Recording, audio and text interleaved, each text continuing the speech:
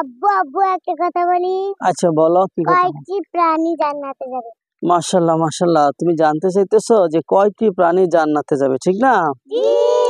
আচ্ছা তাহলে বলি 12টি প্রাণী জান্নাতে যাবে। কয়টি প্রাণী? 12টি। 12টি প্রাণী জান্নাতে যাবে। এক নম্বর হলো আসহাবে কাহাফের কুকুর, যে কুকুরটি 7 জন যুবকের সাথে গর্তের মধ্যে ছিল, সেই কুকুরটি জান্নাতে যাবে, ঠিক আছে? ইসমাইল আলাইহিস সালামের দুম্বা, যে দুম্বা আল্লাহ তাআলা আকাশ থেকে পাঠাইছিলেন ইসমাইল আলাইহিস সালামের পরিবর্তে যেন দুম্বা জবাই হয়, সেই দুম্বাটিও কি হবে? জান্নাতে যাবে। সালেহ আলাইহিস সালাম একজন নবী, সেই নবীর উটনীটিও কি হচ্ছে কোথায় যাবে? জান্নাতে যাবে।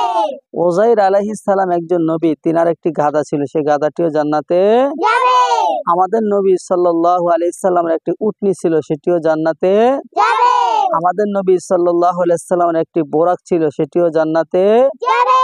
ইউনুস নবীর যে মাছের পেটে ইউনুস নবী গিয়েছিলেন, সেই মাছটিও জান্নাতে যাবে। সুলাইমান আলাইহিস সালামের পিপিলিকা, তারাও জান্নাতে যাবে।